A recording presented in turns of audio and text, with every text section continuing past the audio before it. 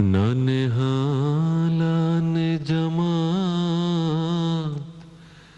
مجھے کچھ کہنا ہے،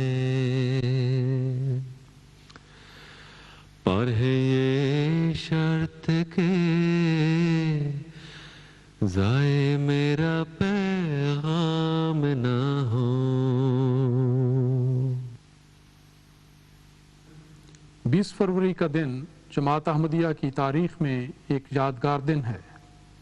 سن 1886 میں اس روز حضرت مسیح موعود علیہ السلام نے اللہ تعالیٰ سے خبر پا کر مصلح موعود کے بارے میں پیشگوئی فرمائی، جو حضرت مرزا بشیر الدین محمود احمد خلیفۃ المسیح الثانی رضی اللہ عنہ کے وجود میں بڑی شان سے پوری ہوئی۔ 1944 میں اللہ تعالیٰ نے آپ کو براہ راست یہ خبر دی کہ آپ ہی اس پیشگوئی کے مصداق ہیں۔ اس پر اللہ تعالیٰ کا شکر بجا لاتے ہوئے اظہار حق کے طور پر آپ نے ہوشیارپور، لدھیانہ، لاہور اور دہلی میں 4 عظیم الشان جلسوں سے خطاب فرمایا اور بڑی تفصیل سے اس بات کا اعلان فرمایا کہ آپ ہی اس پیشگوئی کے حقیقی مصداق ہیں۔ آئیے ذرا حضرت مصلح موعود کے پیچھے قدم بقدم چلتے ہوئے آپ کی زندگی پر ایک نظر ڈالیں اور پیشگوئی کے ایمان افروز ظہور سے اپنے ایمانوں کو تازہ کریں۔ 26 مئی 1908 کو حضرت مسیح موعود علیہ السلام کا وصال ہوا۔ حضرت مصلح موعود آپ کے بچوں میں سب سے بڑے تھے۔ اچانک اس عظیم خلا سے، گھریلو اور خاندانی ذمہ داریوں کے تصور سے آپ پر جو بوجھ آن پڑا، اس کا اندازہ کیا جا سکتا ہے۔ ایسے نازک اور دردناک موقع پر حضرت مصلح موعود نے حضرت مسیح پاک علیہ السلام کے جنازے کے پاس کھڑے ہو کر یہ عہد کیا کہ اگر سارے لوگ بھی آپ کو چھوڑ دیں اور میں اکیلا رہ جاؤں تو میں اکیلا ہی ساری دنیا کا مقابلہ کروں گا اور کسی مخالفت اور دشمنی کی پرواہ نہیں کروں گا۔ یہ وقتی اور جذباتی اظہار نہ تھا، ایک سچا اور قطعی پیمان وفا تھا جس کو آپ نے ہر آن یاد رکھا اور خوب خوب نبھایا۔ صرف کر ڈالی خدا کی راہ میں سب طاقتیں، جان کی بازی لگا دی قول پر ہارا نہیں۔ حضرت مصلح موعود نے جوانی کی حدود میں قدم رکھتے ہی خدمت دین کے لیے اپنے آپ کو وقف کر دیا۔ یہ مبارک جہاد آپ کی ساری زندگی پر پھیلا ہوا نظر آتا ہے۔ 1906 میں 17 سال کی عمر میں آپ صدر انجمن احمدیہ کے ممبر مقرر ہوئے اور اسی سال آپ نے جماعت احمدیہ کے جلسہ سالانہ میں پہلی بار تقریر کی۔ 1910 میں خلافت اولیٰ کے دور میں پہلی بار خطبہ جمعہ ارشاد فرمایا۔ 1912 میں آپ نے بلاد عربیہ کا سفر فرمایا۔ اس سفر کے دوران آپ نے حج بیت اللہ کی سعادت حاصل کی اور شریف مکہ سے بھی ملاقات کی۔ اس سفر میں آپ مصر بھی تشریف لے گئے۔ 1913 میں آپ کو جماعت کی ایک عظیم اور پائیدار خدمت کی توفیق عطا ہوئی۔ آپ کے ہاتھوں اخبار الفضل کا اجرا ہوا۔ جماعت کا یہ نقیب آج بھی بڑی شان سے جاری ہے۔ ربوہ کے علاوہ لندن سے اس کا انٹرنیشنل ایڈیشن بھی شائع ہوتا ہے۔ الفضل اخبار نے جماعتی تربیت اور خاص طور پر خلیفہ وقت کے ارشادات ساری دنیا میں پھیلانے کے سلسلے میں تاریخی کردار ادا کیا ہے۔ 1914 میں حضرت خلیفۃ المسیح اول رضی اللہ عنہ کی وفات ہوئی تو خلافت کی ذمہ داری حضرت مصلح موعود رضی اللہ عنہ کے سپرد ہوئی۔ جماعت کی غالب اکثریت نے آپ کے ہاتھ پر بیعت کی سعادت حاصل کی۔ اس وقت آپ کی عمر صرف 25 سال تھی۔ دنیا کی نظر میں ایک کم عمر، نوجوان، ناتجربہ کار اور دنیاوی اعتبار سے علمی لیاقت نہ رکھنے والے کے کندھوں پر یہ بھاری بار امانت ڈال دیا گیا۔ بعض نے خیال کیا اور برملا اظہار بھی کہ اب اس جماعت کا شیرازہ بکھر جائے گا، کیونکہ اس کی باغ ڈور ایک بچے کے سپرد کر دی گئی ہے جو ان کی نظروں میں اس لائق نہ تھا۔ لیکن جسے خدا نے خلیفہ بنایا ہو اور جسے خدا نے یہ مرتبہ عطا فرمایا ہو، وہ کیسے ناکام ہو سکتا تھا؟ وہی بچہ خدا تعالیٰ کی تائید و نصرت کے سائے میں ایک عظیم قائد کے طور پر ابھرا اور دن بدن آگے سے آگے بڑھتا چلا گیا۔ اللہ تعالیٰ نے اس کی عقل و فراست، روحانی، علمی اور قائدانہ صلاحیتوں میں غیر معمولی برکت عطا کی۔ دیکھتے ہی دیکھتے اس نے اپنی جانثار جماعت کو ایسا متحرک اور فعال بنا دیا کہ جماعت احمدیہ نہ صرف سارے ہندوستان میں ایک منظم اور مستعد جماعت کے طور پر پہچانی جانے لگی، بلکہ دیگر ممالک میں بھی اس جماعت کے حوالے سے اسلام کا چرچا ہونے لگا۔ حضرت مصلح موعود نے خلیفۃ المسیح ثانی کے طور پر 51 سال سے زائد عرصے تک جماعت احمدیہ کی قیادت فرمائی۔ یہ تاریخ احمدیت کا ایک سنہری دور ہے۔ اس دور میں اسلام کی ترقی اور غلبہ، احمدیت کے استحکام، قرآن مجید کی اشاعت اور ملک و قوم کی خدمت وغیرہ کے اعتبار سے اتنے کام ہوئے کہ ان کا تذکرہ کرنے کے باوجود ہمیشہ ہی تشنگی کا احساس رہتا ہے۔ کسی بھی کام کو احسن رنگ میں سر انجام دینے کے لیے پلاننگ اور تنظیم کی ضرورت ہوتی ہے۔ حضرت مصلح موعود نے سب سے پہلے اس بنیادی کام کی طرف توجہ فرمائی۔ منصب خلافت پر متمکن ہونے کے 1 ماہ بعد آپ نے ملک بھر کے احمدی نمائندگان کی ایک خصوصی مجلس مشورے کی غرض سے طلب فرمائی۔ غور و فکر، مشورہ اور دعاؤں کے بعد فوری طور پر آپ نے تربیتی، اصلاحی، تنظیمی اور تبلیغی کاموں کا بیک وقت آغاز کر دیا۔ برطانیہ میں تبلیغ اسلام کے لیے خلافت اولیٰ کے آخر میں مبلغین بھجوائے جا چکے تھے، تاہم برطانیہ میں مرکزی دارالتبلیغ کا باقاعدہ قیام خلافت ثانیہ کے آغاز میں اپریل 1914 میں ہوا۔ اس سے اگلے سال سیلون اور ماریشس میں بھی تبلیغی مراکز جاری ہوئے۔ 1920 میں امریکہ اور 1921 میں سیرا لیون، گھانا، نائجیریا اور بخارا میں تبلیغ اسلام کے مراکز قائم ہوئے۔ یہ سلسلہ مسلسل آگے سے آگے بڑھتا رہا۔ مجموعی طور پر خلافت ثانیہ میں 46 ملکوں میں جماعت احمدیہ کو تبلیغی مراکز قائم کرنے کی توفیق ملی۔ بیرونی ممالک میں 311 مساجد کی تعمیر مکمل ہوئی۔ ان مساجد کے میناروں سے صبح و شام توحید کی منادی ہونے لگی۔ تبلیغ اسلام کا مقدس فریضہ ہمیشہ ہی حضرت مصلح موعود کی ترجیحات میں سر فہرست رہا۔ آپ نے جماعت کو تحریک کی کہ نوجوان خدمت دین کے لیے اپنی زندگیاں اس طور پر وقف کریں کہ ان کا کوئی مطالبہ نہیں ہوگا اور وہ ہر کام کرنے کے لیے ہمیشہ تیار رہیں گے۔ آپ نے جماعت کے سامنے یہ انقلابی تحریک پیش فرمائی اور ساتھ ہی اپنا شاندار قابل تقلید نمونہ بھی۔ آپ نے فرمایا، میرے 13 لڑکے ہیں اور 13 کے 13 دین کے لیے وقف ہیں۔ جماعت کے جانثاروں نے اس تحریک پر والہانہ لبیک کہا اور سینکڑوں نوجوانوں نے اپنی زندگیوں کے نذرانے پیش کر دیے۔ تعلیم و تربیت سے فارغ ہو کر ہندوستان اور اکناف عالم میں مفوضہ خدمات سر انجام دینے لگے۔ آپ کے دور میں 164 واقفین زندگی مجاہدین نے دیار غیر میں تبلیغ اسلام کا فریضہ سر انجام دیا۔ مجاہدین اسلام کو یہ توفیق اللہ تعالیٰ کے فضل و کرم سے عطا ہوئی، لیکن قربانی کا یہ جذبہ پیدا کرنے میں حضرت مصلح موعود نے ایک تاریخ ساز کردار ادا کیا۔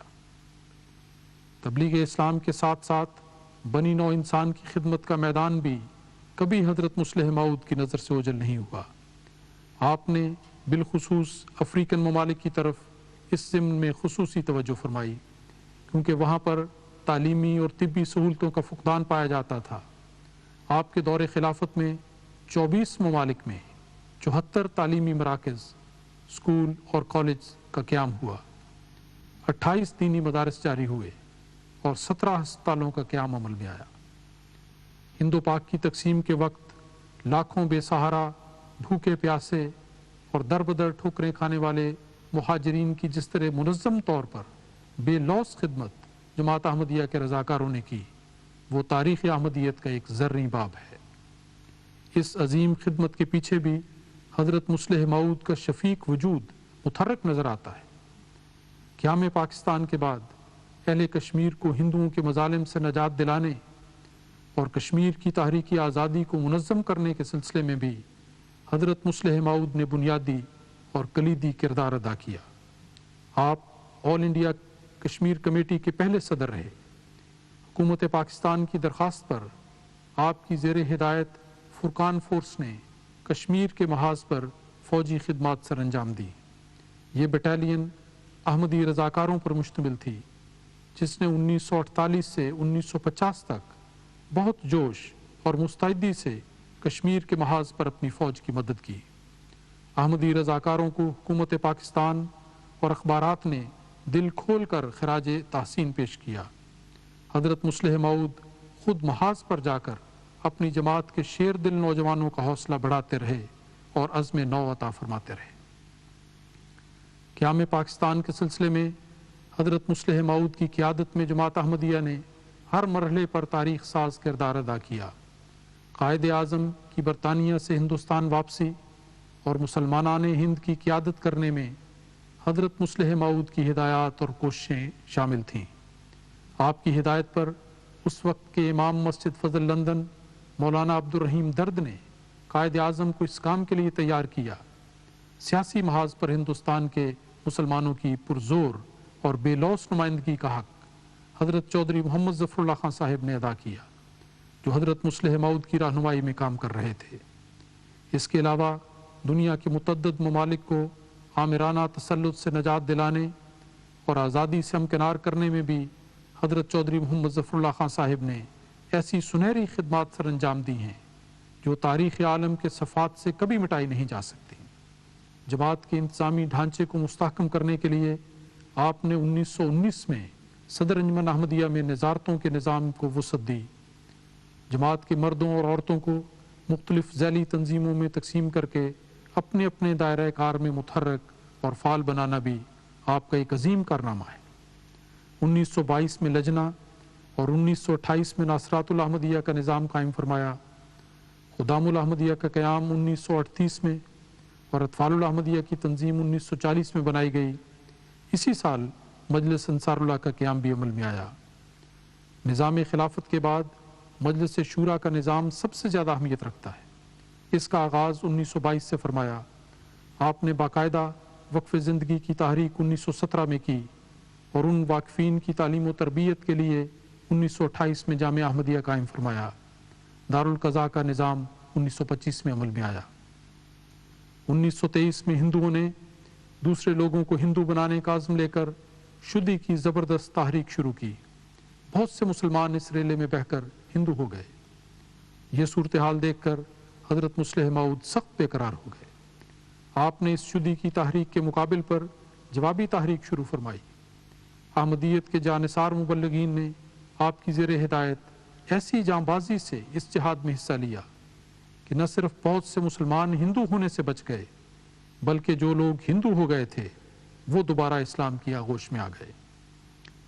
1934 میں احرار نے جماعت احمدیہ کے خلاف ملک گیر تحریک جاری کی۔ ان کا دعویٰ یہ تھا کہ ہم جماعت احمدیہ کو دنیا سے کلیتاً نابود کر دیں گے اور اس جماعت کا نام و نشان مٹا کر رکھ دیں گے۔ حضرت مصلح موعود نے اپنی خداداد فراست سے نہ صرف احرار کے ناپاک عزائم کو خاک میں ملا دیا بلکہ اس ناپاک منصوبے کے جواب میں تحریک جدید کے نام سے ایک ہمہ گیر تحریک کا آغاز فرمایا، جس کے ذریعے ساری دنیا میں اشاعت اسلام کا فریضہ سر انجام دیا جانے لگا۔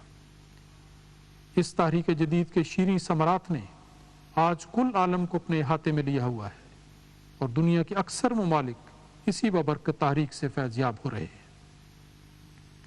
1947 میں جب بر صغیر کی تقسیم عمل میں آئی تو جماعت احمدیہ کو اپنے مرکز قادیان سے ہجرت کرنی پڑی۔ یہ وقت جماعت کے لیے بہت ہی کٹھن تھا۔ حضرت مصلح موعود نے کمال فراست اور حکمت عملی سے کام لیتے ہوئے نہ صرف افراد جماعت کی جانی و مالی حفاظت کا انتظام کیا بلکہ پاکستان میں جماعت کے لیے نیا مرکز بھی قائم کر دیا۔ 1 سال کے اندر دارالہجرت روا کا قیام فی الحقیقت ایک معجزے سے کم نہیں۔ بے آب و گیا ویران و بنجر سرزمین کی جگہ اب ایک سرسبز و شاداب ترقی یافتہ پر رونق شہر آباد ہے۔ روا کا وجود قائم و دائم رہے گا۔ کوئی جبری قانون اس کے نام کو مٹا نہیں سکتا۔ اس بستی کا چپا چپا اس بات کا گواہ رہے گا کہ اس کا بانی صاحب عزم بھی تھا اور صاحب عظمت بھی۔ مخالفت کی آندیاں ہمیشہ سے خدائی جماعتوں کی تاریخ کا حصہ رہی ہیں۔ 1953 میں پاکستان میں جماعت احمدیہ کے خلاف مجلس احرار نے ایک ملک گیر تحریک چلائی۔ ان کے عزائم انتہائی ظالمانہ اور خطرناک تھے۔ ایسے مراحل بھی آئے کہ بڑے صاحب حوصلہ لوگوں کے پتے پانی ہو رہے تھے، لیکن وہ مبارک وجود جس کو خدا نے اپنے کلام میں سخت ذہین و فہیم فرمایا، جس کے نزول کو بہت مبارک اور جلال الہی کے ظہور کا موجب قرار دیا، وہ اولو العزم رہنما جماعت کے سر پر موجود تھا اور اس کے سر پر خدا کا سایہ تھا۔ حضرت مصلح موعود نے اس نازک دور میں جماعت کی حفاظت اور رہنمائی کا اہم فریضہ انتہائی خوش اسلوبی سے ادا فرمایا، اور اللہ سے خبر پا کر یہ اعلان بھی فرمایا کہ گھبراؤ نہیں، میں دیکھ رہا ہوں کہ خدا تعالیٰ ہماری مدد کو دوڑا چلا آ رہا ہے۔ ان ہنگاموں کے نتیجے میں چند خوش قسمتوں نے شہادت کا اعزاز پایا، لیکن مخالفت کا یہ سیلاب جماعت کی ترقی کو نہ روک سکا، بلکہ جماعت کی مستقل ترقی کا ایک اور وسیلہ تحریک وقف جدید کے ذریعے نمودار ہوا، جس کا آغاز حضرت مصلح موعود نے 1957 کے آخر میں فرمایا: نور خدا ہے کفر کی حرکت پہ خندہ زن، پھونکوں سے یہ چراغ بجھایا نہ جائے گا۔ پیشگوئی مصلح موعود میں ایک صفت فرزند موعود کی یہ بیان کی گئی تھی کہ وہ علوم ظاہری و باطنی سے پر کیا جائے گا۔ اس پہلو کا ایمان افروز ظہور اس طور سے ہوا کہ اللہ تعالیٰ نے حضرت مصلح موعود کو دنیاوی ڈگریوں کے بغیر اور نہایت کمزور صحت کے باوجود دینی اور دنیاوی علوم سے مالا مال کر دیا۔ آپ کو مطالعے کا بہت زیادہ شوق تھا، اس ذریعے سے جو علم حاصل کر سکتے تھے وہ آپ نے کیا۔ اس پر مزید یہ کہ اس سخت ذہین و فہیم انسان پر اللہ تعالیٰ کی رحمتوں اور فضلوں کا سایہ تھا، اور خدا نے اس میں اپنی روح ڈال کر اس کو اپنی رضامندی کے عطر سے ممسوح فرمایا تھا۔ ظاہر ہے کہ ان سب باتوں کے اجتماع نے نور علی نور والی کیفیت پیدا فرما دی۔ دنیا نے دیکھا، سنا اور بارہا مشاہدہ کیا کہ حضرت مصلح موعود نے دینی معاملات میں ایسا بلند علمی مرتبہ حاصل کیا جو اپنے زمانے میں بے نظیر تھا۔ آپ نے اپنی زندگی میں کم و بیش 225 کتب و رسائل تصنیف فرمائے۔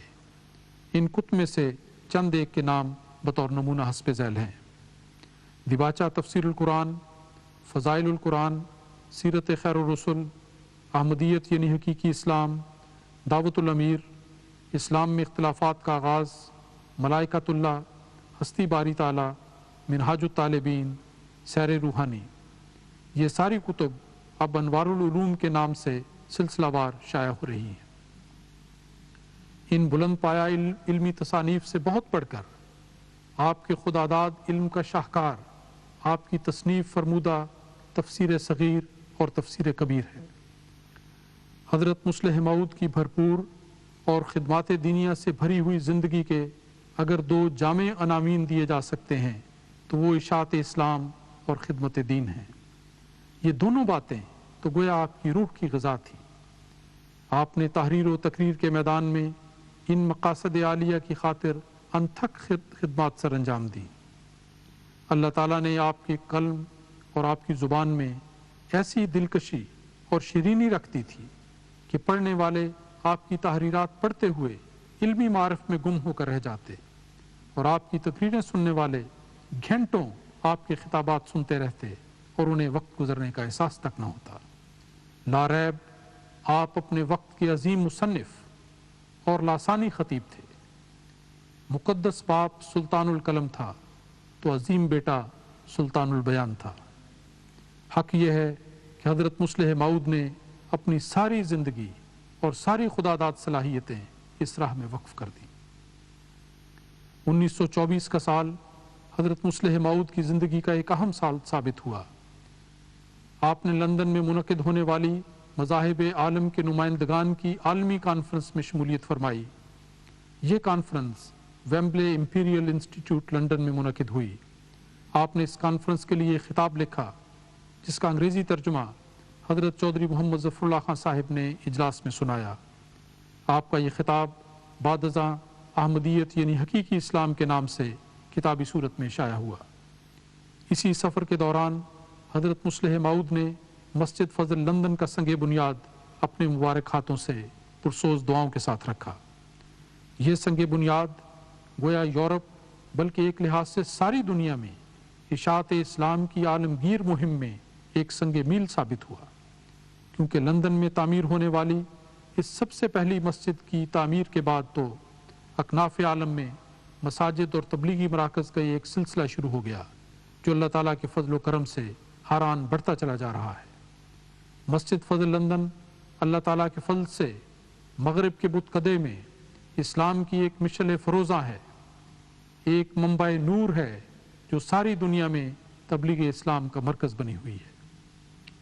اشاعت اسلام کی ان ہمہ گیر کوششوں کی برکت سے اللہ تعالیٰ کے فضل و کرم سے جماعت احمدیہ کا تشخص دنیا کے کونے کونے میں متحقق ہو چکا ہے، اور اس کے ساتھ ساتھ حضرت مصلح موعود کا مبارک نام بھی دنیا کے کناروں تک شہرت پا گیا ہے۔ خدمت اسلام کے سلسلے میں حضرت مصلح موعود کا ایک اور بہت ہی نمایاں کام 1928 میں سیرت النبی صلی اللہ علیہ وسلم کے مبارک جلسوں کا آغاز ہے۔ سید المعصومین حضرت محمد مصطفیٰ صلی اللہ علیہ وسلم کی پاکیزہ سیرت کو داغدار بنانے کی خاطر جب دشمنان اسلام نے رنگیلا رسول جیسی ناپاک کتابیں شائع کی تو قلب محمود پر ایک قیامت گزر گئی۔ آپ نے اس ناپاک اور ظالمانہ کوشش کے مثبت اور مؤثر جواب کے طور پر سارے ملک میں سیرت النبی صلی اللہ علیہ وسلم کے جلسوں کا اہتمام کروایا۔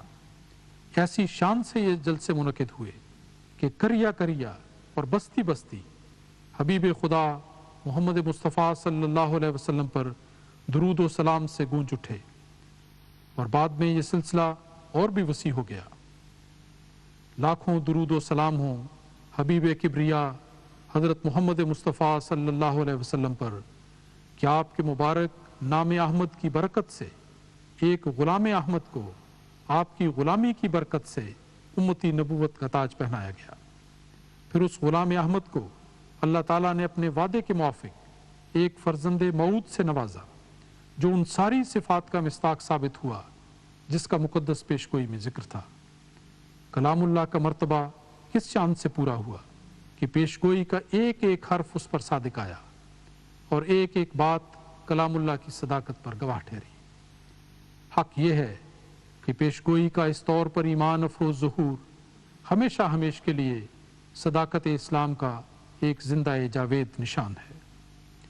حضرت مصلح موعود تو انسان ہونے کے ناطے اس دنیا سے فائز المرام رخصت ہوئے اور اپنے نفسی نقطۂ آسمان کی طرف اٹھائے گئے، لیکن یہ آسمانی نشان ہمیشہ زندہ رہے گا، اور حضرت مصلح موعود کی حسین یاد بھی اس نشان کے ساتھ ہمیشہ زندہ رہے گی کہ یہ عظیم الشان پیش خبری آپ کے وجود میں بڑی شان سے پوری ہوئی، اور اس کے فیوز قیامت تک جاری و ساری رہیں گے۔